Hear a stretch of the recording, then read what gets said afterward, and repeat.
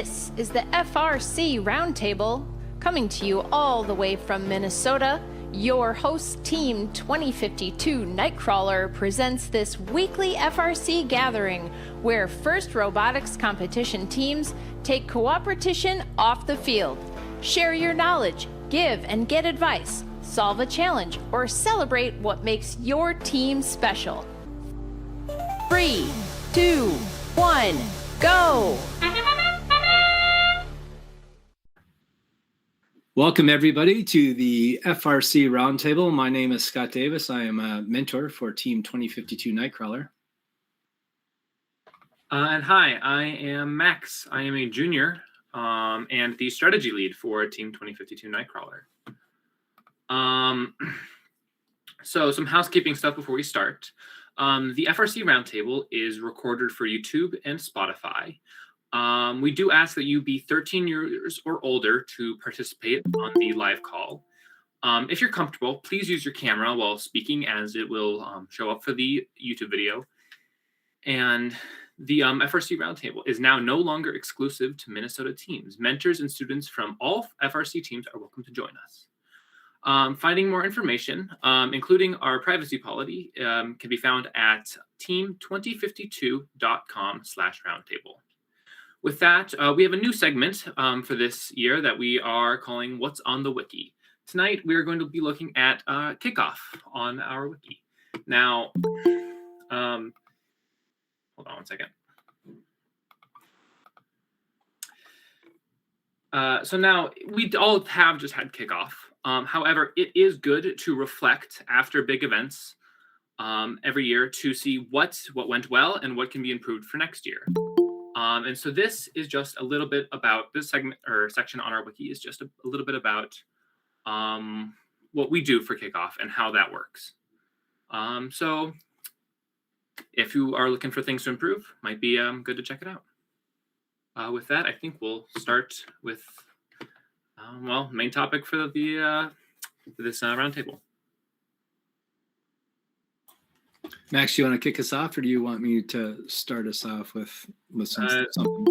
Do you have a topic in mind to start with? I think it'd be great for us. I mean, tonight's just an open discussion. It's a true roundtable. And so I think let's start with first impressions. Anybody want to share their first impressions of the game, what they like, what they thought might be interesting, or a particular challenge this year? Simone, go right ahead. Or is that Simon? Sorry.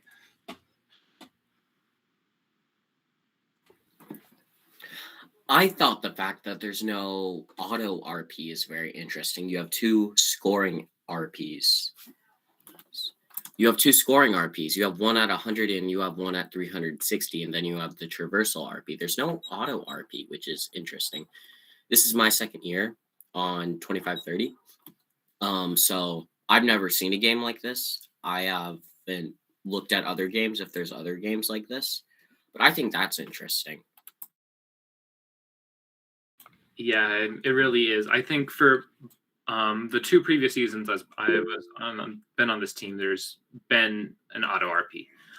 But I think this year auto has other benefits, primarily being able to have an off cycle first, so you can have time getting all of the fuel in your zone, preparing for that first cycle, while the other team that had less points in auto has to scramble to start to catch up. Yeah, I was going to touch on that as well, that auto is still really big because getting that inactive period first is a lot better than having to have an active period and be limited on your resources. So I was just going to touch on that as well. By the way, I don't want to have to call on everybody. So if there feels like there's a lull in the conversation, just go ahead and jump in. If you feel like you're continuing to get cut off, then go ahead and raise your hand and we'll make room for you. But I don't want to have to call on people all night. So just jump in if there's a lull. Yeah, so this is Don. I found the game actually kind of simple. Like, they typically have a lot more potential tasks to do. And I thought there are much fewer tasks. There's basically scoring by shooting and climbing. There's really only two tasks and only one game element. So, there's no color wheel and some of this other stuff that they tend to overcomplicate some of the games. So I thought, as far as focusing on specific tasks and being really good at them, there's only 2 to focus on. Yeah, the game could use some butter. I think so. For those who don't know what Jason's talking about there, in Minnesota, and mostly in the metro in Minnesota, we do an off-season game. And this year, the off-season game that was created for the teams that participated was called Popcorn Premier. And boy, does this game look an awful lot like the game that was invented for our preseason, our fall training. So anyway, I think Amanda mentioned someplace else that the mini trials design team had clairvoyance in terms of what the game was going to be this year, because it is quite similar. Although I would argue potentially simpler. If you take out the climb, Popcorn Premier had 2 game pieces, where our rebuild game only has 1.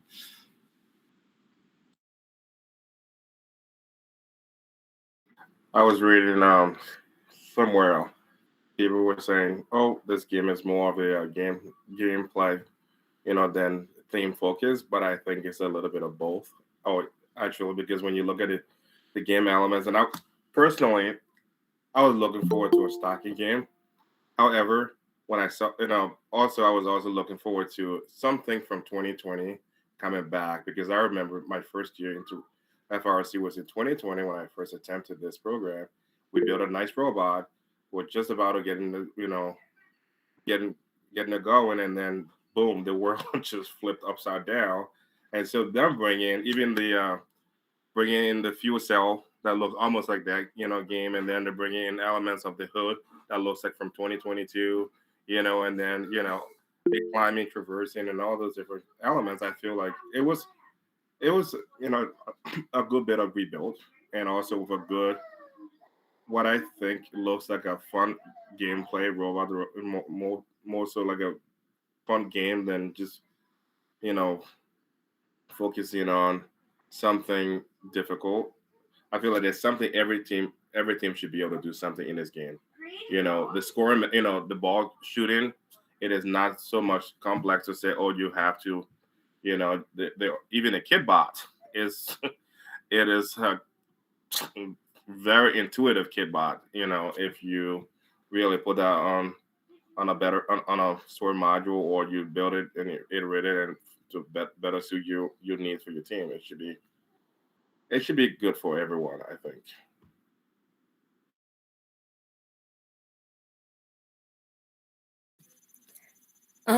One thing that I found interesting about the game was the alternating activations of the hubs for the 4 periods and the starting whoever scores more or whatever. I thought that would that adds some of the butter from Popcorn Premier. Yeah. Yeah, sorry, I'll let you go.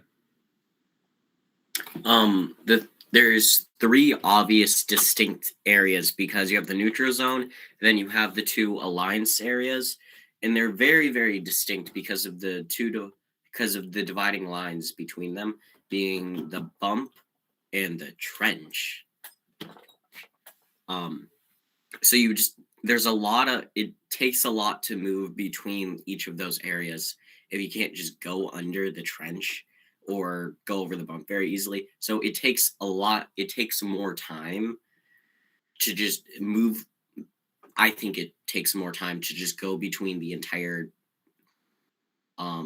area from the one alliance area to the other for reasons, I don't know, blocking the other team from doing stuff. It's very, very, very clear that there's 3 very distinct zones, which is interesting. I want to say the biggest thing that I thought was interesting is that there's no limit, as far as I've seen, no limit on the amount of robots that you can have on one side of the field. So seeing defense play out this year is going to be very interesting. Yeah, I think this is going to be a very strategic rich game, because on the surface it is pretty simple. It's put ball in goal. But then it's like, well, you can only put it there at some points in the game, and it depends on how you perform at other points of the game. And like you have 25 seconds every, like you're trading off where you just don't really have anything to do. Yeah, you can grab game pieces, or you can like feed your game pieces to your alliance, or you can play defense, or you can do any combination of those things. And figuring out what works and what doesn't is going to take a lot of trial and error. And I don't think there will be any set meta until maybe not even for like the whole season, up until champs.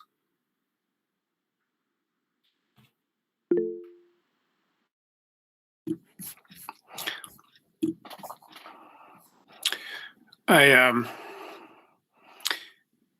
was thinking about the the bump that has HD is covered with HDPE and making it kind of slippery and a little difficult, possibly for swerve drives to maneuver.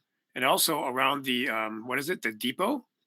There's a 1-inch high, 3-inch wide steel frame that if it would be difficult to climb in there. If you wanted to climb in, you have to reach in, and it's a 3-inch, and you can't extend your robot in your car. So that adds some challenges that I thought were interesting.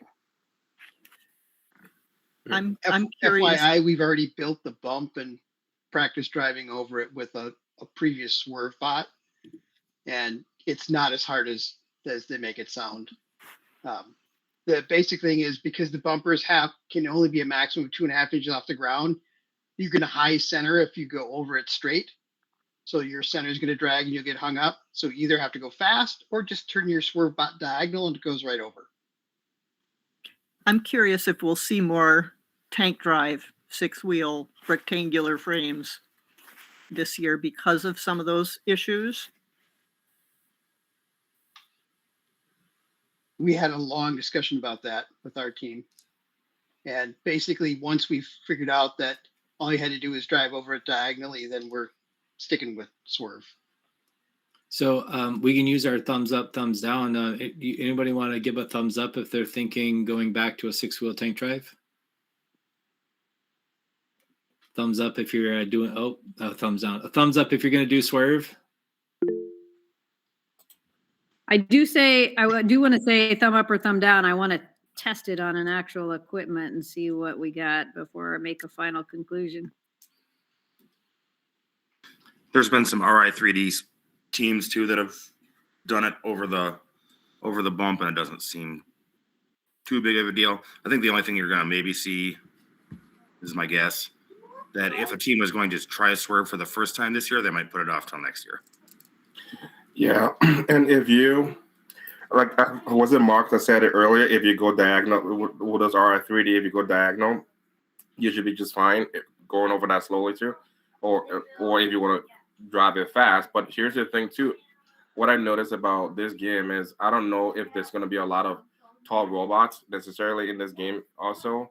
But the biggest thing to be concerned about is if you go, Dukes of Hazzard, you're going to be crouching and ball surfing, and that might be the hazard in that. But however, from every RI3D that tried this, I think Penn State actually did really try to push their the swerve drive much harder on that test, and it should be fine. Or if you also, considering that the footprint of these robots have to be much smaller, even if you go smaller, you should be just fine too, just going over. And that's kind of what I'm going to try to have my kids do this week, is build a much smaller, frame and try driving over it, directly and not sideways, and see how that goes. And then before we can make a final choice of what we want to do. I think personally the issue with the bump isn't going to be getting over it. I think most teams are going to be able to get over it fairly easily. I think the main issue is not getting beached on fuel on the other side. I've seen many of the RI3D videos. They've tested it, and it's very difficult for swerve once they're beached to get off, because there's going to be fuel everywhere, and as you're rolling on top of the fuel, you're just going to be pushed on top of more fuel. So if you get beached, it's going to be a lot harder to get off than it was like last year for the algae. Oh yeah, beaching would be a difficult thing because spinning might just because you're 4 wheels in the 4 corners. Honestly, yeah, because like there could just be balls stuck under you, and so I think like the trench is probably a good sacrifice, like just sacrificing the height, but especially with like expanding things, you can still expand into that area.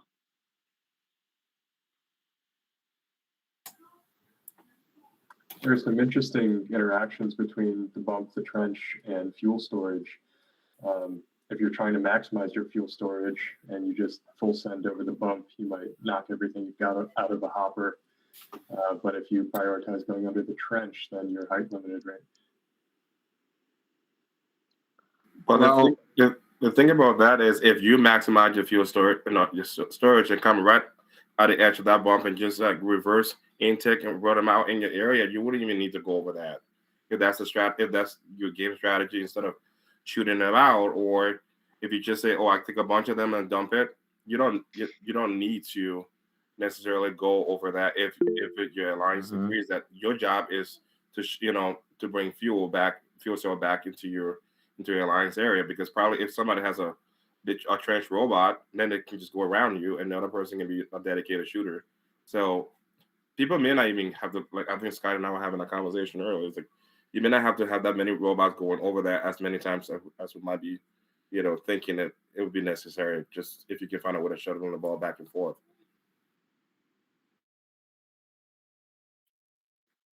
Hi, I'm Carly from 2530. Um, if I remember correctly, someone on my team said that with the going under the trench, you lose like 25% of your total capacity. I'm wondering like how many fuels less could you hold theoretically? You can go, Max, if you had something to say.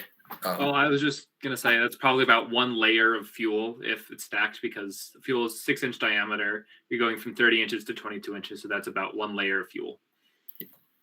That's a good explanation. And that depends on also the width of your robot too.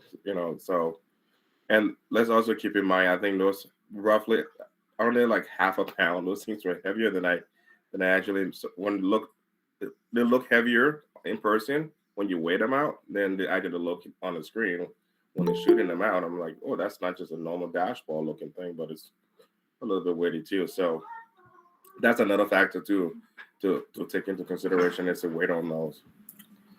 The other factor in that is, with the reduced frame perimeter as well this year, so your overall volume shrinks in general. I think Penn State RI3D just mocked up like a pizza box fuel storage in a robot that could go underneath the trench, and they fit 50, which seems like a lot, but if you consider like a 25-second interval, it's like scoring 50 balls in 25 seconds is only 2 per second, which, well, that seems kind of slow. What are people thinking about the trade-offs needed to go in the trench versus not? I'm kind of curious what the prevailing wisdom and thought processes from your brainstorming are. Well, when we thought about that, because I was thinking, hey, we should do a trench robot, right? And then, as we talk more about it, it's like, well, depending on what you want to do for end game, too. Unless you're really good about packaging a climber that can traverse and get to 27 inches first. If you are low resource team like mine, you may want to build something that's static, that's easy to deploy, and then there goes your trenching ability. The other thing too was going with the extra capacity is maybe, I think Cranberry Alarm did the pizza box, hopper. And one of the things is like, if you can, since you have that 12-inch, over the bumper in one direction, you can do, if that's the only over the bumper over extension you can do, maybe that's something a mechanism that can slide out, that can give you more, I don't know, carrying capacity. You can only extend in one direction at a time, but you can have more than one mechanism and use them at separate times. Exactly. You can have your pizza box fold in. I'm thinking extendable storage is going to be really useful this game. Another thing to consider for bump versus going underneath is odometry. Because if you go over that bump, your odometry is going to be all messed up. So if you don't have like any cameras that can see able tags or anything, going over that bump is going to really mess you up for a lot of that match. And you'd have to like fully re-zero and do that whole process. Versus if you have some sort of auto-correcting system, going over that bump wouldn't be that detrimental to your like where the robot knows where it is on the field. Also, if you don't actually measure that and you have like a static shot, then I think then that wouldn't really matter either.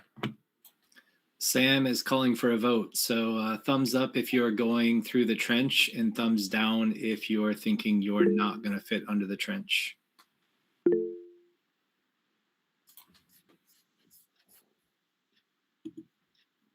So it looks like it's hard to tell, but I don't know what I'm doing yet. I think most people here are thinking they're going to go under the trench, and a few are saying, nope, I'm thinking that they want the capacity, or maybe they need it for their climber. But how about this? For those that have said, we've already decided, or we're leaning towards having a tall robot, why? Is it for capacity? Is it for climbing? Is it both? Anybody willing to share? Both. This is Don. So it makes the climber simpler, and it gives you more capacity. And we feel confident we can handle the odometry issues with going over the bump. There's a thing with going over. If you can only go over the bump, then if a person just stands at the other side of it, you're forced to go the other way around, and that person can just go with you. And it puts you in a perpetual just cycle of you can't really go over, and because you don't want to try going over a bump when the person's there, they'll just stop you. You can't do anything from that position unless you push them, which even if the incline's not that high, it's still not the best for you.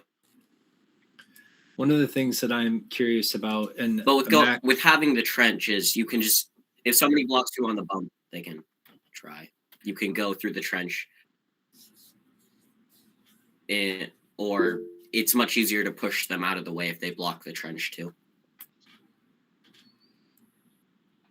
To touch on that, Simon, if you were to go over the bump and then they just kind of sat in front of you and you couldn't push them away, that would be considered a pin, because a pin is preventing you from going where you want to go. So the pin timer would start then. I think a major advantage of being too big to go into the trench is we might see a shuttling meta. And so playing as just one role, your main role is just sit on the other side and pick up as many balls as you can and just keep scoring them in. So like having a turret that would continuing be constantly locked on the hub and just launching fuel in, or being the bot that's shuttling, like not having to transition and not having to worry about that is something that I could see happening, but not guaranteed.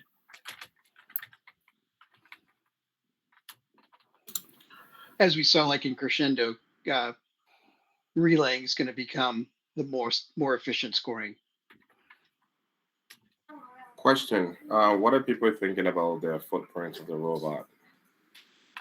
Especially when you have the climbers, where people thinking they want to build a robot that can have double or triple climb, on a run. And if so, how are you gonna also what's the trade-off with just scoring and capacity? Jeremiah, are you asking, are we going square or rectangle? Is that what you're asking? Nightcrawler is currently planning on a square robot. Firebears is looking at a rectangle.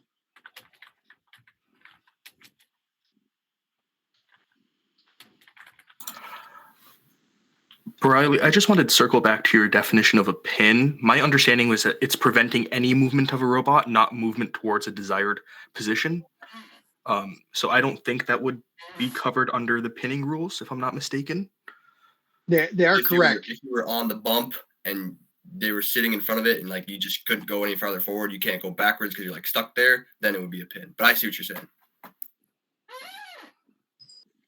wanted to build on that a little more too. On if you can only go over the bump and somebody's blocking you from going over the bump, I would be worried about getting basically beached on the bump. I know a few R3D teams showed that it's definitely possible to get beached on it, or at least get stuck there for a few seconds, and that can be really detrimental to the match. And that's not necessarily a pin because you don't have to be touching them for them to stay beached. One other thing that could happen is like you go over their bumpers and into their robot. That would be quite bad for you. If you go over the bump fast, you could definitely end up on top of a bot, and that would be a pretty major fall for you if you damage the other bot. That does count as a major foul now, because that would be almost intentionally destroying their robot. I actually have kind of a rules related question. When it says you can't go into someone else's robot, like you can't go within their frame perimeter, our team strategy may actually accidentally have us going above someone else. So let's say you're 22 inches, we're going to be above them at 30. Would that still count as a foul? If you don't contact the robot, no. It's only a foul if you make contact inside their bumpers, so inside the frame perimeter. Right. So the key is contact. Swinging something above them that doesn't contact any part of their bot wouldn't be contact. But if you touch them inside their frame perimeter, yes, that is a foul. And if you damage something, then it could be a red card or a yellow card. My team 3407 had an incident. I don't remember if it was Recharge or if it was Steamworks, where we had a low intake like we're expecting to have in this game. And our robot was rammed by another robot. We were standing still, they were moving, we collided. Their robot ended up inside our intake, trying to extricate themselves, damaged their robot. We got a yellow card. So it doesn't matter who starts that, but doesn't matter who initiates contact. It's supposed to be whoever initiates contact, but we know that that's not always the way it works out. No, I don't believe that's in the rules, Scott. I don't think that the rules states that. Well, the referees have stated that multiple times at competition. Okay. But yes, I have strong feelings on this, which I will hold back about initiating contact versus not initiating contact and all of those things. But it's sort of a gray area. It's always best to clarify that during the driver's meeting of, does initiating contact matter? But it's always a danger. If you have something that sticks out beyond your bumpers, you need to be careful about making contact with another robot or letting another robot make contact with you.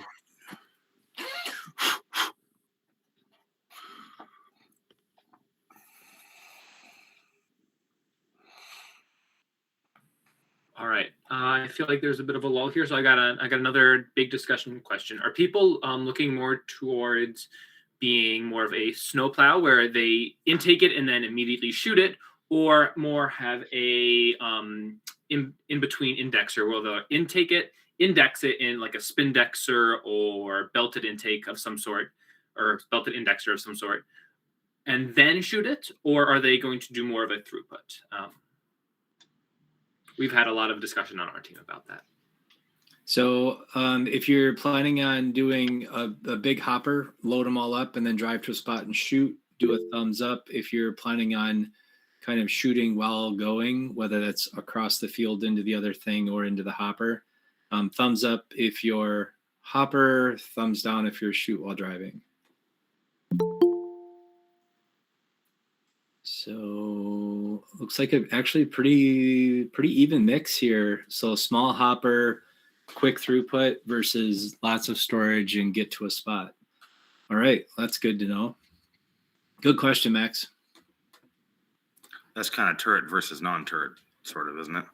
Yeah, I suppose, unless, I mean. No, the turret is an independent thing. You really, like you said, it's how much capacity, whether you want to shoot quickly or ferry more of them across.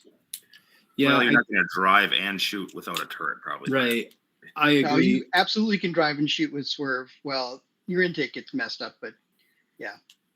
Yeah, that's true. I mean, you could rotate your robot if you didn't have a turret.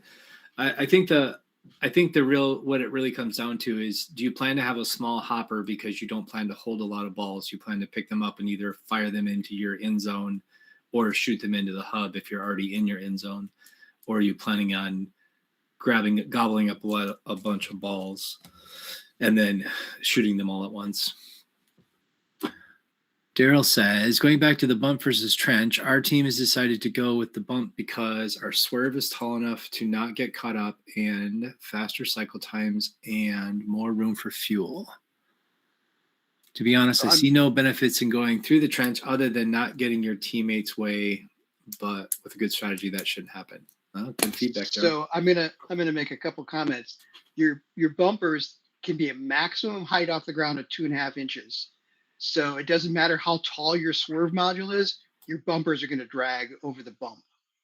So unless you go diagonally across on the bump.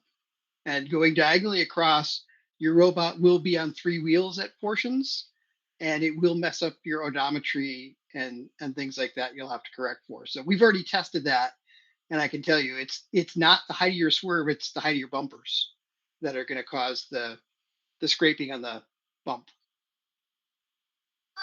On the same topic, I had a mentor bring up an idea of what if the bumpers are closer to the ground on the ends of the robot, but peak in the middle. And he was wondering if in the rules, that kind of a shape in the bumper would be allowed. So the bumpers Keeping it within that maximum 2.5 inches, Yeah, of course. the bumper zone is 2.5 inches off the ground to 5 3/4 inches off the ground.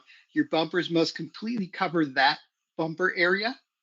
And so you can't have it higher than 2.5 inches even in the middle.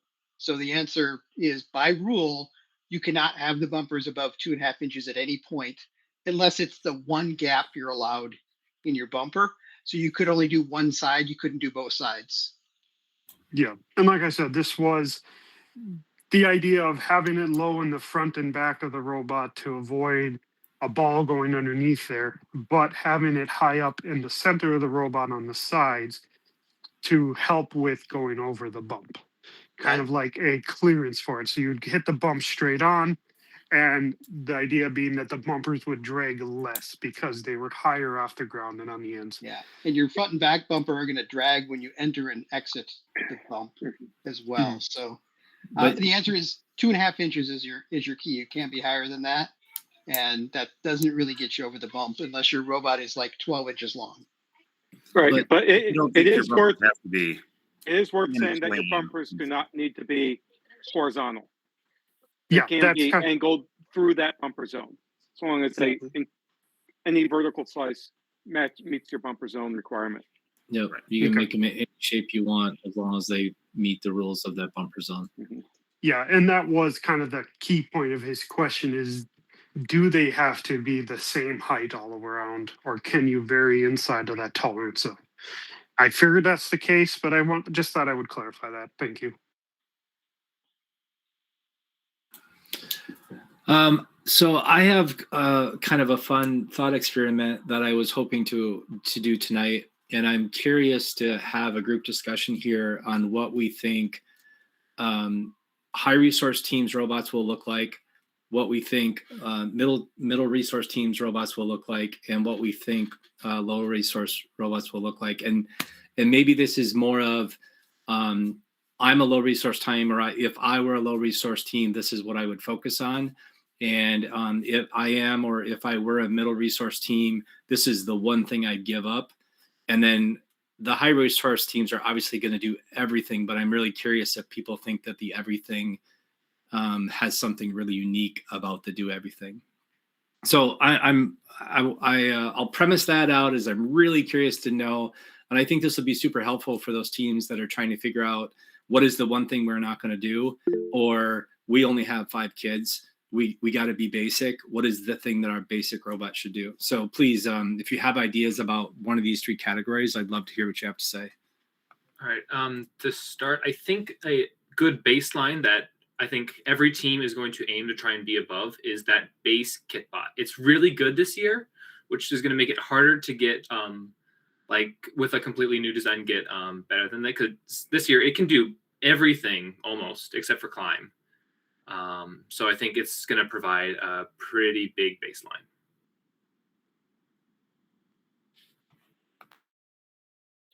I think one thing the higher resource teams will be doing, for sure, at least for autos, I think they'll be going for the neutral zone, like trying to gather all the things either by shuttling or by intaking it and then shuttling, or by just some sort of that.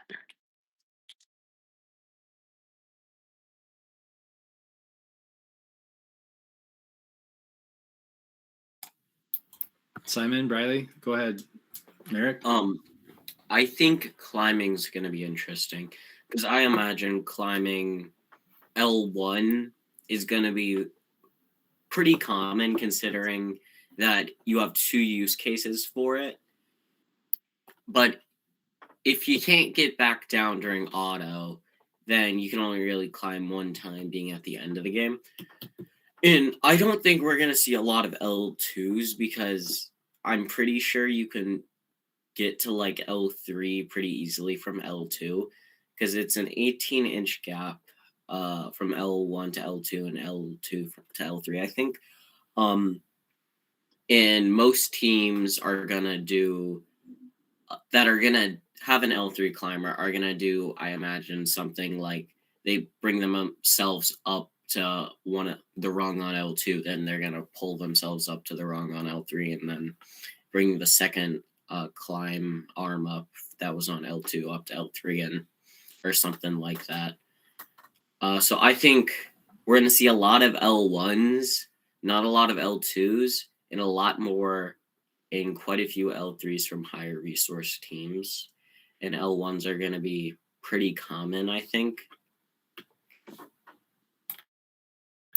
One major component I think elite teams are going to have is it's going to be shooting on the go. I think that's going to be a huge component is them having high storage and then being able to shoot while they're constantly picking up balls on their side. So whether it's someone shelling to them or in that inactive period, they spent time getting balls over there. If they have 2 rods playing defense, they're going to be able to keep moving around. Sitting in one spot's not going to be viable. I really like what Max said, that a staple for your mid-range teams is going to be better than the kit bot. I think it was the Fun Network that said that they think at least somewhere there's going to be a kit bot make a team captain spot because it's pretty solid this year. It does a lot of things. It just does miss out on that climb, but you can do a lot with the kit bot. So I like also the nice thing with the kit bot. If you're a low resource team and you can get the kit bot, it does a lot. It also has a lot of versatility this year. You can make changes to it. You can try to add a climb. It's a good point to start from. Yeah, I mean, the kitbot this year is a pretty high, looks like a pretty high performing robot where you could very easily add a climb to it, especially a level 1 climb, and almost do everything. Some of my thoughts here on this topic are, I think for high resource teams, we're going to see, you guys brought up autos right away. I love talking about autos. I think we're going to see a team that'll score their preload. They'll run to the middle line. They'll grab a hopper full of balls. They'll run back. They'll climb and they'll shoot while they're in the air. I think we'll see that somewhere that they'll be able to fill. They'll be able to get 2 shots off and climb. Maybe they'll be able to get those shots off while they're driving back to the climb. But I think we'll see higher resource teams that'll get 2 hoppers of fuel into the hub and get an L1 climb. I think for the mid-tier teams, I think having the ability to sweep the balls out of the middle and shove them and toss them back, throw them back, push them back to your partners reliably and quick will be a really good bot for a mid-resource team, and be able to do that right up to the very end and scramble and get on an L1 very quickly. I think that'll be a really good mid-tier robot. And then the last thing I'll say is I think the low resource teams kit bot all the way, figure out a climber. The one piece of advice I'll give on anybody who's planning to do only L1 is get yourself at least 7 inches off the ground, because I think we're going to see a lot of nullified climbs because the ball rolled up and touched your bumper. So I think it's going to be really important that if you climb L1 and you're thinking all I got to do is get off the ground, there are so many balls on the field. I think it's going to be important that you at least get 7-8 inches off the ground to. You're allowed to touch a field while you climb. Oh, you are. Yeah. That's fuel, great. I don't think you can touch field elements. No, the fuel, the balls. Oh, the fuel? Oh, okay. The fuel's allowed? Well, that's great. Yeah. I missed that in the rules. Well, then never mind. 2 inches off the ground. Get yourself up in the air a little ways. I think that'll be a huge addition to any team.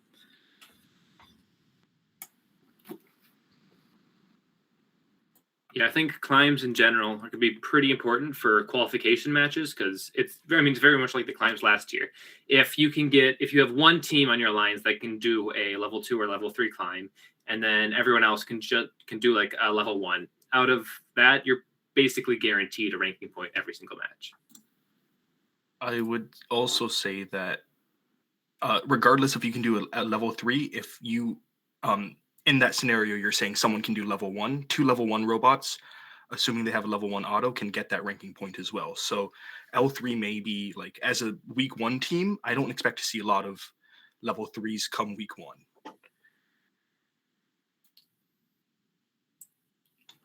I think the only like sharp edge there is you have to have a level 1 climb that's compatible with fitting another bot. We were looking at that in the CAD, like the field CAD. You have to squeeze a little bit to fit 2 bots on that bar to get the double L1s. So that'll just be something not be able to play with. Adding on to that, you can, there's there's like nubs on the side. I'm not sure how much they protrude by, but there's definitely enough to climb there if you designed a climber that's compatible with those. So that adds versatility, which is good. And also it's just like cool to climb on those side nubs because it also adds space in the middle. So you can, I'm pretty sure you'd basically be definitely able to fit 2 robots on that bar because if you're able to put one on the side, put one in the middle. I don't know how exactly you could put one on the side, but like pretty sure you can do it. I think we'll see at champs 3 robots at level 3. I think there will be some team somewhere that will figure out how to climb on that. What sticks out is just under 6 inches. Someone will figure out how to climb on those 6 inches, and we'll see robots at champs will have 3 in the air. There's somebody already on Chief Delphi who bet they'll eat a shoe if that happens. I'm very confident that it will happen. Yeah. I thought it was the manual. There's nothing that precludes you from climbing on the far side of the tower, is there? You can climb on both faces if you can fit underneath those supports. Does anybody know for sure? I don't believe so. There is nothing in the rules saying about what you can touch while you're climbing. Matter of fact, my interpretation of it, you can even use the vertical supports to climb. You're allowed to grasp the uprights and the rungs. You get points if you're touching the support structure or like the field wall, but you're not allowed to grab the support structure. As Arden said. I did read, somebody can verify, but I did read that you are not allowed to lift a robot, which a buddy climb has been a thing many times in the past. I read that. I did see that they explicitly called out no buddy climbs.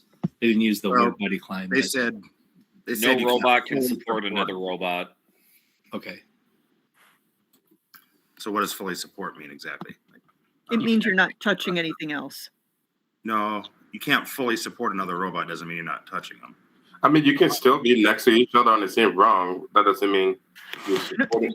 No. What I meant was you cannot. Another robot can be resting on your robot as long as both robots are holding on to the structure where it says you need to hold on to the structure. Right. You can be lifting 99.9% of that robot. But if they are touching a rung, you are not fully supporting them.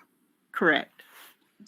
Yeah, so like incidental or momentary contact. That might get cleared up. But You the know, other another thing on those interesting thing- vertical posts on that hold up the ladder, they have stuff sticking out of them. Like the bolts are sticking out of those on the face. So that's gonna, if you're planning on riding that thing up, that's gonna shred up some bumper material, probably pretty quick. So that's something to be aware of too. I thought the other interesting thing about the climb is that, of course, there's the ranking point, which is great for quals, but in like actual playoffs, it's not that valuable. It like the difference between L1 and L3 being 20. I mean, especially if you think about the fuel ones where we're talking, one of the other RPs is making 360 fuel, so it's worth. I mean, just do that if you're a true top tier team. But I don't know, just the points themselves, I can see it being similar to like the trap in 24, where like even on Einstein, you were seeing people skip the trap sometimes to do one more amp cycle. And if your hopper's full of 50 fuel, it's better to unload those 50 fuel than it is to climb to L3. So I thought that was interesting. There's kind of the RP's dangling there, but it's not probably going to win you many playoff matches. I actually disagree on this. I think that climbing is going to be very important, mostly because you can still shoot while you climb. So if you fill up your hopper and you're climbing up, you can still very much shoot while you're up there and just empty your hopper. And if you can climb in, say, 10 seconds and you have a full hopper of like 40 or whatever, arbitrary number, and you've climbed up to L3, you can shoot at a decently fast rate, you can still empty that while also getting your climb. And I think a lot of high-level teams are going to be able to do that. For the top 0.1%, I totally agree. Yeah. I have a question on a climb. So what is everybody's opinion on using a linear slide but reverse? Like, usually it cascade up, but now if you fix it out so that when it cascade, it pushes your robot up. Is that a dumb, silly, crazy? Well, Jeremiah, you only have 30 inches of max robot size, so yeah, if you exceed beyond that. No, the reason, no. Oh, I see what you're, because what I was thinking about is, you have 22 inches right under the trench there. And then if you were to put something, deployable, that will go through your robot and then bump you up so that you still have your 22-inch clearance, but something that will push you up, and then you would just hook onto that. R108 prevents that. You can't move your bumpers out of the bumper zone by like lifting or like pushing on the carpet. I think what you're going to want to see a lot of, even for level 1 and probably an adaptation for level 3, is something like the Tool Cats had in Crescendo, which is a hook that is pinned to a chain mounted vertically or two, that just rotates around, and the hook will rotate up and grab the bar and pull your robot up. At least for sure for level 1, that's a super simple way to get it. And you can lower yourself back down super easily. If you want to go, I mean, I don't know if you're going to see a lot of climber in the box type of things on this, but I could be wrong.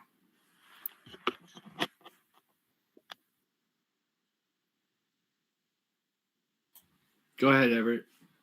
You don't have to wait. Couldn't you do like something like the monkey climb where you have a stationary hook and then you have the ones that extend, but not above 30 inches, just to get you above the first rung? So you grab onto that rung, go up more, grab the second rung, and then just go to L3 preferably. And then my teammates brought up a thing like your bumper might get stuck under the bar, but what if you go to one of the ends where that cross member that goes up and down, that you can just use your bumper as a slide to get up there? Yep, I think that's going to be common. Yeah, I think a lot of people. Yep. Jesse did bring up the point that there are fastener heads sticking out, and you might tear up your bumpers. So I think we'll see a lot of like just flaps that'll deploy, and they'll just flap down when you're going to climb so that you can slide. So that it'll give you the option to be able to slide up, and those actually might give you the option to slide over those bars as well, so that your bumper doesn't get hung up below those bars. But I think that might be a good option is whatever, when you deploy your climbing mechanism, some type of a flaps down so that you can ride over those fastener heads or maybe ride over the bars as well. I think what will be interesting with if you don't climb on the bar, on the vertical part, but you climb in the middle, if you can figure out a way to get over the bar with some type of a flap, then you will not be able to backdrive because your bumper will then sit on that bar. And so you won't lose a position, right? So the idea is your bumpers have to stay above that bar. Well, if you backdrive, if your elevator or climber, whatever it is, backdrives a little bit and your bumpers actually sit in that bar, I don't see how the judges can't say, oh, yep, clearly they're above that bar and they didn't backdrive down after time expired. There's definitely it's going to be tricky. You'd think one of the easiest things to do is to climb a ladder, but it was potentially easier for things like rapid react when you were going at an incline and the aerial assist. Which was the Frisbee game called? That was also had some type of an incline. Ultimate Descent. There you go. So yeah, the vertical creates an interesting challenge especially because your bumpers will stick out further than your mechanism unless your mechanism deploys forward when you're ready to climb. I did have one general question. It's a little bit of a harebrained scream, but it has to do with the definition of for points for climb, and your bumpers have to be over a rung. Are any teams considering a inverse climb where they pivot their entire robot and so that their robot wheels are facing up and their bumpers are above that second rung for the climb points? It did come up in our design group, but I think the challenge there is figuring out how do you get that pivot? How do you accomplish that rotation without being 30 inches above your wheel position, right? Without crossing the height rule. Because we were talking about ways that you could put a rotation into the robot, and it seemed like everything we were looking at, you would have to be taller than 30 inches to accommodate the rotation. But we didn't, I admit, it was short of a 5-minute conversation. Nobody pulled up CAD and said, well, let me prove out the geometry. So I did look at some of the geometry for that. If you have like a short robot, like less than 20 inches or so, around 20 inches, you can make it. But if you're longer than that, I'm assuming you're hooked on the first rung, then your bumper is going to hit the third rung. And yeah, it's possible. Should you do it? Maybe. I don't know. When looking for ideas on a climb, there's a couple years past that are similar. One, looking outside of FRC, I think it's the 2024 season of FTC has a very it's a 2-ladder straight vertical climb. If you're looking for vertical, I think it's 2024. Some bots I came across for that. Just if you're looking for ideas. I would also look at Vex Robotics 2025 High Stakes that also has a vertical climb. I think the issue with 24, if I'm not mistaken, was that you could skip that middle rung and just go straight up because of extension limits. The Vex game made it so that you had to increment each rung. So I would also look at that.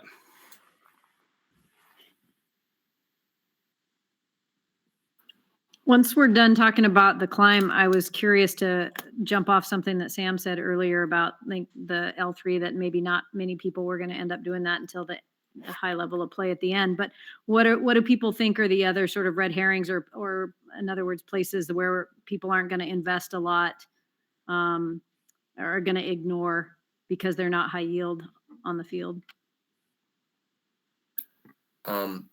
It's a very limited field. There's only so many game pieces and so many scoring elements. So I think if you have to cut one thing out, it's going to be people cutting the trench to go for a higher capacity robot and to run those faster cycle times. That's the only thing I can see being cut out from my perspective. I see the depot not getting a lot of use. I think besides either the initial drop or human players scoring the 24, probably an auto, so they can get more towards that auto advantage for being the first the second team to have an active hub. I think besides that, the human player is not going to get a lot of use. Maybe they'll get an accidental ball rolled into the station, but besides that, it's just going to be human players sitting there doing nothing. I could see a scenario where you fill up your entire hopper and you go, what am I going to do now? And you just feed it out to your human player so that it's safe storage, so that a robot doesn't come over there and just absolutely send them over to their side. I could see it very much as a safe storage space during your, I forget what they're called, but your time cycles. I kind of wonder if going into situations like Worlds or State, if people might decide to remove any kind of climber in favor of more capacity.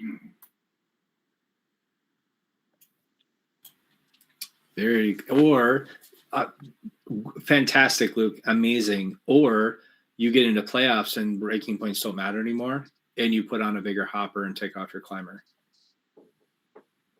Very smart. I very much do think that this is a year where you'll see a lot of teams, especially teams that have early season, like their regionals are 1-3 or 1-4, will do complete rebuilds before Worlds because it's going to play like a different game most likely. Yeah, you're probably going to need that climber during Worlds. Like last year, our climber was not operational for Duluth, but we actually contended better in 10K because it was like we had like a bunch of time to just rebuild that whole part and make sure it works.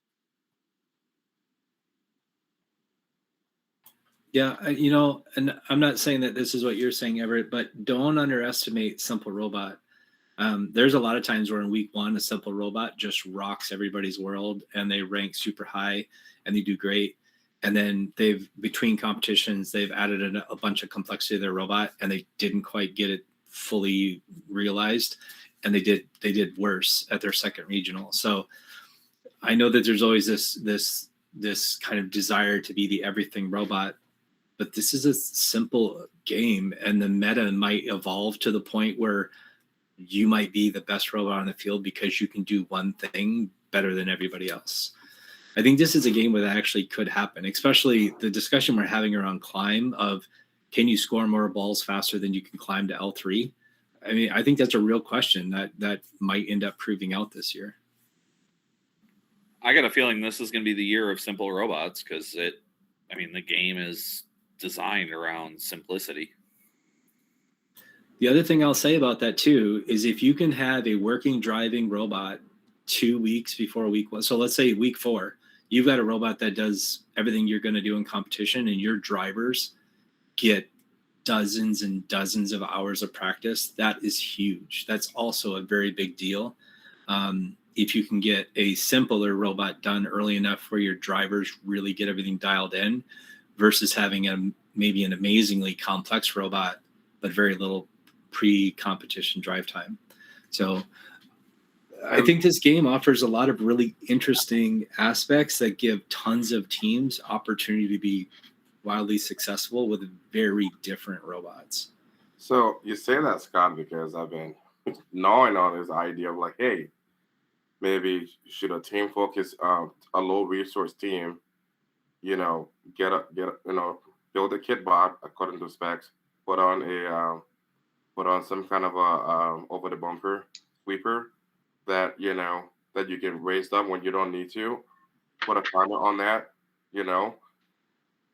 build that sooner. You kick bots in your practice time, go to your first regional, and even by week 0, you could test that out on week 0 fields and see how that pays off. Because then if it doesn't pay off very well at week 0, that would give you a clear indication that, well, you got your work cut out for you, or you made a good or terrible decision, at that point. I mean, I think that robot's kit bot on a swerve with a climb, that'll be in playoffs in Minnesota at least. There's just no doubt, especially if you're week 1 or 2, just absolutely no doubt. The other thing I think just no one should overlook is how the game is. I see a lot of discussion around variables, shooting hoods and turrets, but it's mostly an intaking game. Like the intaking and the difference between I have an intake that can pop a couple in versus I can drive full speed through 100 of them and 80 of them end up inside my hopper. I think that's going to be a huge differentiator too. And I think we anticipate spending way more time making sure that process is just amazing 11 out of 10 versus like shooting throughput. Because that's where the real contesting is too. Fighting other robots is picking up and not while shooting. Yeah, to echo what Sam said, I think this game is about fuel throughput. So just intaking them fast as you can and getting rid of them when you need to, whether that is you're going to drive them over with a huge hopper back to your zone for when you're active, or if you're just going to keep moving them. I think it's going to be like 2024 crescendo. I think we're going to see the game evolve, maybe even sooner, where driving a robot around the field with your game pieces is going to be slower than sending them to your teammate. Now, how those robots figure out how to pass them effectively to not have to spend less time chasing them around in their own end zone and scoring them is going to be neat to see on an Einstein level of play. I think, yes, this is going to be a game where it's going to be a question of who has the fastest intake, but this is also, it doesn't matter if you have fast intake if you can't hold that many. There's no point in having a fast intake if you can't hold that many. And if you have a really big intake and you don't have a shooter that can shoot enough of them, then what's the point of having a really big capacity? There's no point, because now you're bottlenecked. It takes too long. There's no point. So you end up at a question of you need to balance those three out.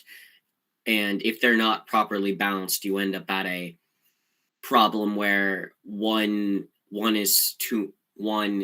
those three is just way too strong or big, and now you have a point along the way where you it just takes forever to get to the next step of because the steps go basically you go intake, you go back, you go intake, fill up your capacity, then you go shoot, rinse and repeat for your entire active step, and then just So when you guys are done with this part of it, I have a question on defense. Since there is no restriction on where robots can go except for that last 30 minutes you cannot touch a climbing robot, how many of you foresee somebody ignoring all those blind spots of these hubs and saying, I'm going to come into an alliance hub on an alliance side and try to wreak havoc? I'm looking at it, I'm like, that's risky, because even if you have a camera, even for 1 or 2 second, lag time, you may not know exactly what you've done, to hit somebody's robot that can cause a 15-point foul. And then your defense become nullified because of that, but I don't know. That's just my initial assessment. Like, initially, I thought, hey, maybe one robot can be shuttling, and sending the ball back. One robot can be shooting. One robot can be out there, wreaking havoc on the other side. But then, how much clear, especially if you're in that middle, station, because in the middle station, it would be really hard to see around the hubs to see the other side. Yeah, I think the best defense spot is going to be a feeder bot that can clear out to the opponent's alliance zone of their fuel during their alliance shift, so that they run out of stuff that they shoot, so they can't use all 25 seconds. They have to go back into the neutral zone and refuel. And I think Briley answered this. I'm not 100% sure if this happened, because I was paying attention to this little person. On the same kind of defense, if a robot came on your side and one of you is like, okay, I'm just gonna make you a turtle on a stump, is that against the rule on pinning and how, because I think you have like 4 seconds, right? 3. Shoosh. Jeez. Okay. 3 seconds to put a robot on a stump on that thing, and now you're stuck. And then, is that against the rule? I think I must have heard Briley saying something, but I didn't hear the whole thing. So I'm sorry if it already been answered. I talked about that a little bit earlier. Like, if you were to go over the bump and you were sitting on one face of the bump and they just sat in front of you, and you try to move left and right and you try to move forward and you were making no progress, they might start a pin. talking about pins, I believe in the rules it now says you have to back away. I think it's 3 feet compared to the 6 feet it was earlier. Is that a change? I think I saw. I believe I said something like that, where it's a shorter distance you have to gather. Maybe I'm wrong in that, but yeah, if they No, it's 6 feet. It's still 6 feet. Okay, I'm wrong in that. It is 3 seconds.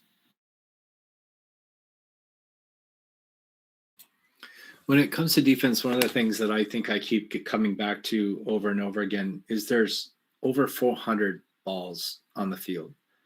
And so just about anywhere you turn, there's probably going to be fuel to pick up. So it's actually 504. It changes, depends on level of play. There will be. Oh yeah, I forgot to count the ones that are out of the field. Yeah, so starting on the field, it's 408, and then there's yeah. Anyway, the point is there's so much fuel, and presumably there's always going to be fuel flying towards the middle of the field. I'm just not sure how much defense is going to matter rather than shuttling or plowing or tossing balls to your partner robots. I mean, clearly there's going to be situations where we're broke. All we can do is drive. We're going to go play defense. But in terms of as a strategy, I think this might be one of the years where we'll see the least amount of defense. Maybe it'll be. I'm really interested to see how defense evolves this year, and maybe evolve means it just goes away. I'm gonna pose an opposing opinion to Scott that since there's no protected zones, you can block people. If people need to feed from the human station or the hopper, you can push them around. You can also push them while shooting and change your trajectory so they miss. So there, you could, if you had an effective defense, by bullying robots around, pushing them off target, cause them for their balls to miss and have a pretty decent impact. I don't think bullying is a good word because it's not very well. It's not GP, but there are protected zones. Tower zones when you're climbing, those are protected. I especially think there, like if there's rover bots, especially in the lower budget teams, they could that could only do corral and just defense.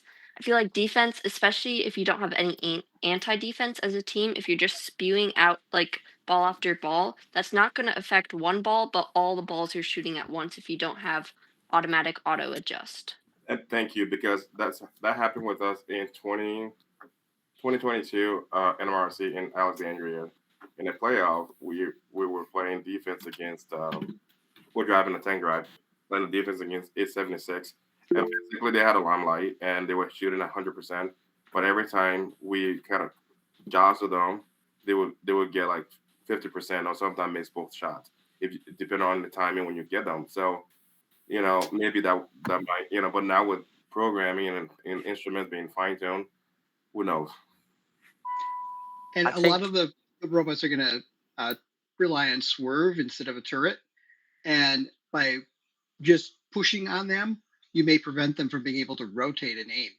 So it would be very easy to take a robot and affect its ability to shoot just by, gently pushing at it or pushing it out of the way, and it can't correct. It doesn't matter what software they have. If they can't rotate, they can't correct. So I think very few bots will have a turret, and the defense will be effective for many bots. I'm on Don's side on this one. I think that, especially since if you can have 2 bots over there, if they're running a triple offense, having 5 robots trying to move on one side of the field is going to be awful. It's going to be terrible, especially when you have balls over the field. That's going to be not very fun. If you have a bot like the kit bot that has to park in a certain spot, knowing where that spot is and not letting them get to it, can physically prevent them from scoring at all. Depending on however many they're outputting, that's a lot of points you're gaining through defense. And then someone was talking about too, just hitting any kind of turret bot and throwing off their aim if it's not good enough to pick it up. I think Jeremiah talked about that. If it's not big enough or good enough to account for that, it's just going to keep missing. And again, picking up points from there. It also leaves your side more open and more easily able for your bots to move around and gather fuel during that time. The other defense strategy is starve them if they're doing the relay where they're lobbing them into their zone and you're in their zone lobbing them out of their zone, they don't have anything to shoot. So a defense bot, instead of pushing other robots, could be just stealing all their fuel and firing it back into neutral zone.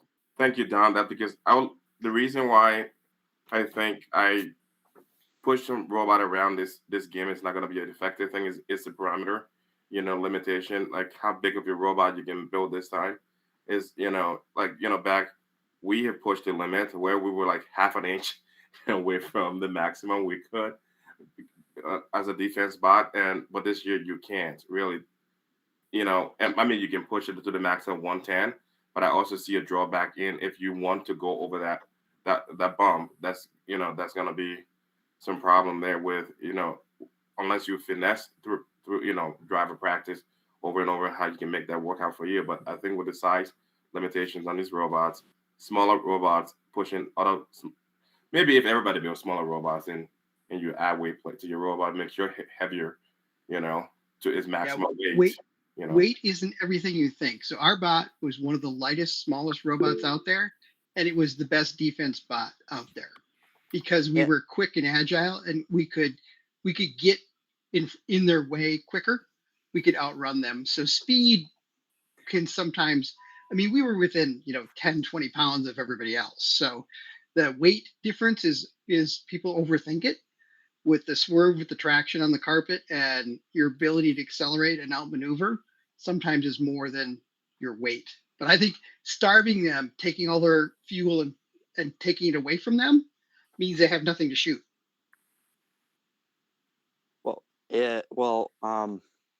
So the defense doesn't really affect you if you have the magic triangles,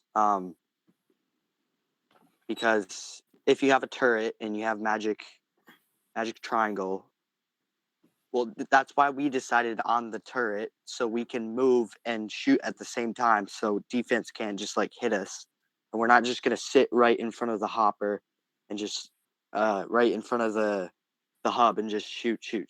We're gonna be on the move, constantly picking up, scooping, and shooting.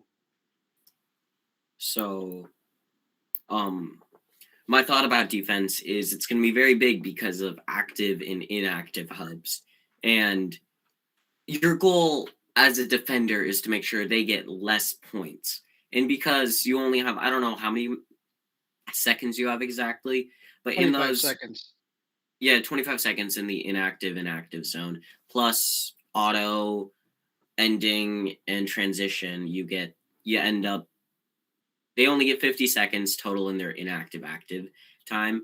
So your active time is a pretty big part of it. So if you just stop them from scoring by annoying them constantly in the entire process while they try to do it, it cuts, because you can't score whenever. So it's very easy to shut down their scoring in those 50 seconds they have total across the map. It's very easy to shut down 40 seconds of that time where it's just really difficult to score because they can only score in their alliance zone. So if you just have a robot in there throughout their entire active zone, it just becomes an absolute mess for the other team to have to try to pick up balls if there's balls in there, and you're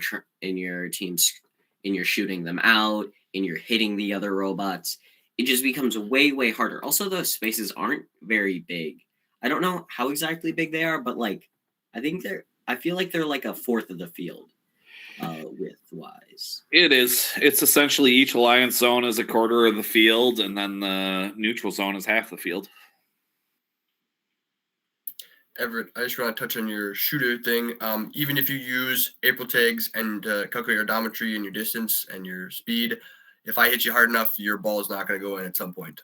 So you don't want, it's going to be a lot more accurate than if you were just park and spew your balls out. But if a team hits you hard enough, it's going to throw you off. Your robot's not going to be able to predict that.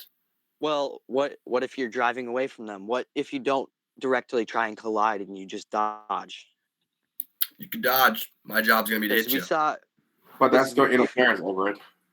Yeah, but we saw multiple elite teams doing that last year, and you'll see Binary Battalion and Nightcrawler, they never get touched, never, pretty much. So, but now the question I have with this, going into the other side and causing chaos during your inactive period, how does that? What is the trade off with you shuttling fuel, fuel cell back to your area to keep scoring to lower that threshold ranking point for for your alliance? Because that you there's a trade off in that, because if you over there messing up their active period, you could have been also contributing to your alliance, in putting as many balls in that hub, as many as possible. And so, I mean, you're not getting points on the scoreboard, but possibly that might count towards your 100 ball threshold. And I think that the next is 360. Now, one defensive strategy could be go over there, steal all their fuel, get in their way, and then shuffle back over and score it all when it becomes your active time. What if you're lobbing it and then you keep it in the feeder station? There's a lot of what ifs going around right now. Yeah, you have to push it into the feeder station, which is not going to be as effective as lobbing it from the neutral zone into your zone. Ransom's had his hand up for a long time. Ransom, please jump in.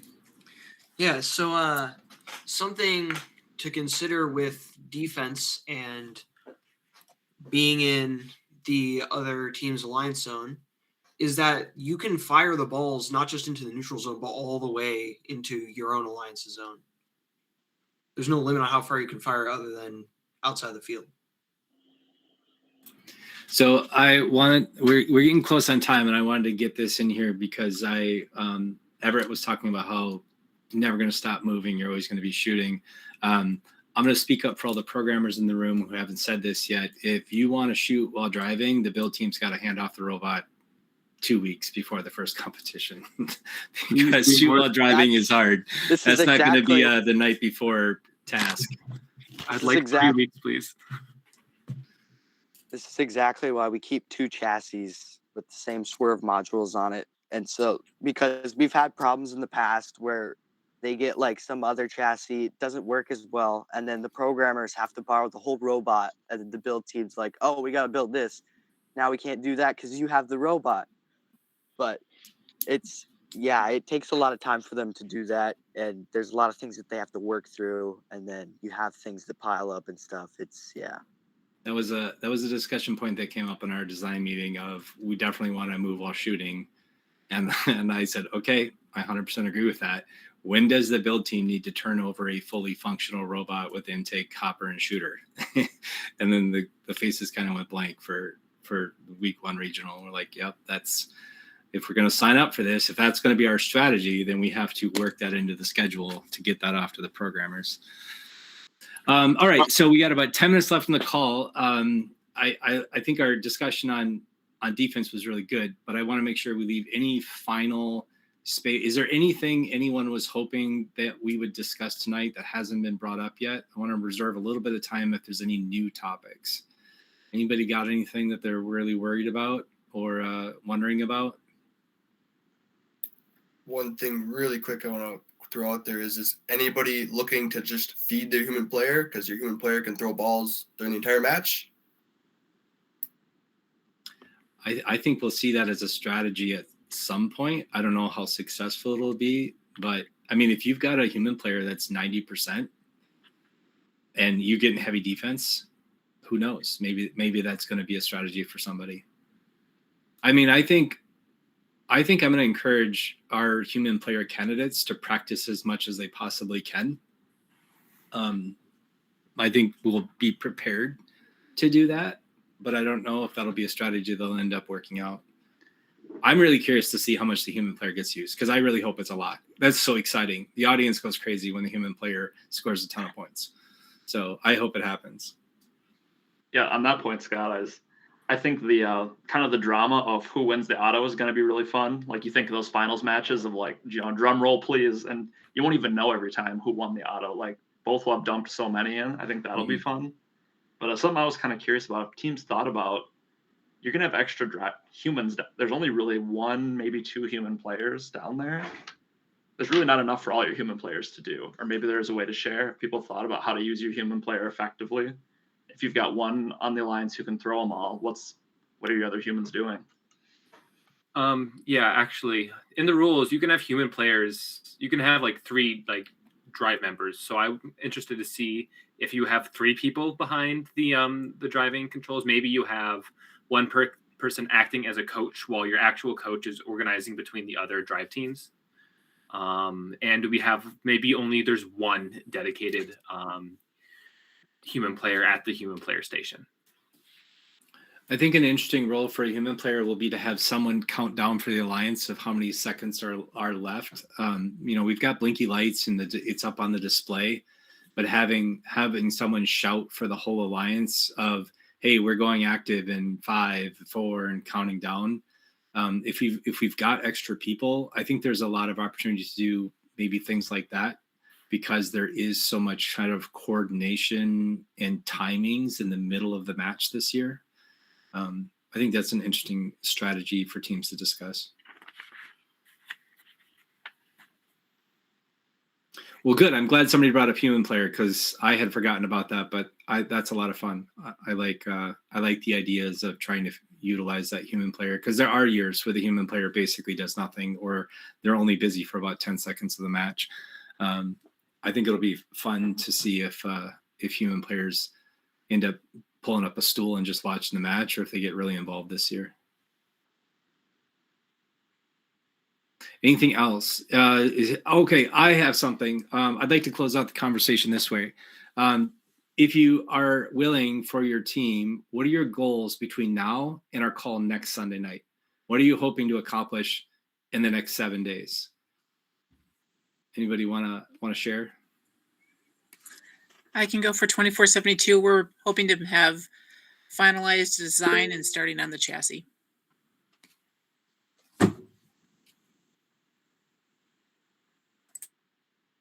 Uh, 2530 is hoping to finish the master sketch in 7 days. That's like the big hope. I'd also add that 2530 would like to be having, have our field elements built and start doing some actual testing with our duplicate kind of already built swerve bot, and start looking at some trajectories, have a shooter on that, and start looking at some trajectories and what the shooter might look like and accuracy and things like that.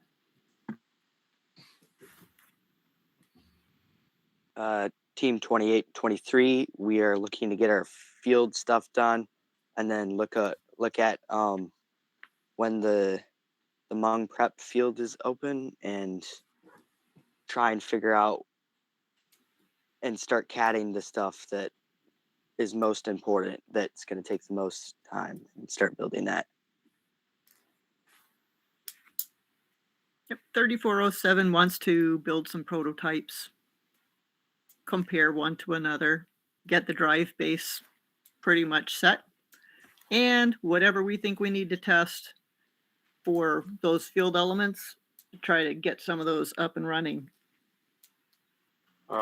It is 7-8. Well, the goal is to hope that everyone can just agree on game strategy and robot design, and then in that effort also start manipulating what kind of wheels we want to use for our gripping mechanism, because the ball is very slippery too. That's something we didn't talk about. I was feeling that ball and I'm like, this is quite slick. It's not, and also just manipulating different wheels to see which one can give us the best friction and contact without also not damaging the ball, because that could come back and bite. Team 3277 is looking to lock up an intake, to look at intake to hopper interaction, and then look at hopper to indexer interaction. 5464 is hoping to nail down final decisions on a few of their subsystems, but I know one of the things they're really struggling with is that they know a turret would do well, but there is nobody on the team nor a mentor that has any experience with turrets, and it seems to be a little a lot unknown. So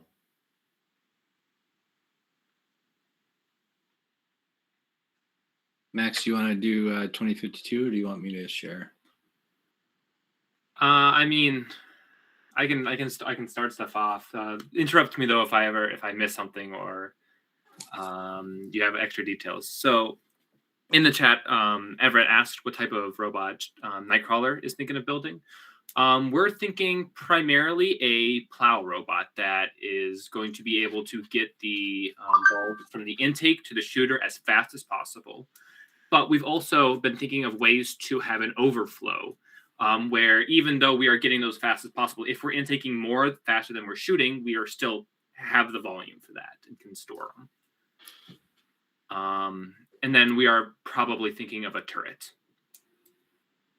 I would say by this time next week, we should have our prototyping complete for intake and turret. I don't know about the hopper. There's a lot of conversations around indexing, whether you're using a spindexer or using a belt hopper. I don't think we'll make hardly any progress on climbing this week. And I think we'll have our final frame. Our final chassis should be put together and wired by the end of the week. We just have to take off the old rails, put on new rails to make things shorter off of our practice spot from the fall and rewire everything. So we should be able to have a group of students get that done in a week.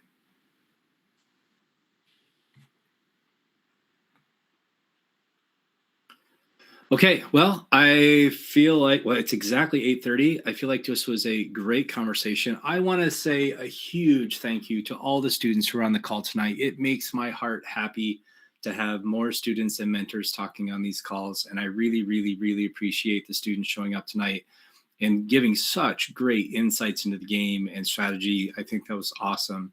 Thank you so much for joining. Please come back next week. Next week, our conversation is going to be similar to this week, but I think we're going to focus more on robot design. What did we learn this week? What did our prototypes prove out? How are we thinking about changing our strategy as a result of what we learned? Things like that. So next week will be another kind of getting into the groove of this game.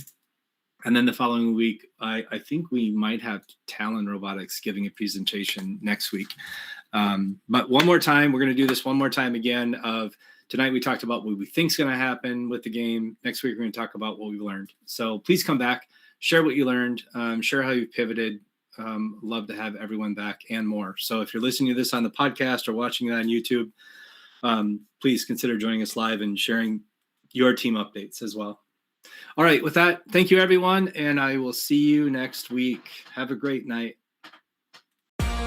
That's it for this week's FRC Roundtable. Join us live all season long, every Sunday night. Visit the website at team2052.com/roundtable to sign up for weekly invites. In the meantime, keep building, keep learning, and we'll see you next week.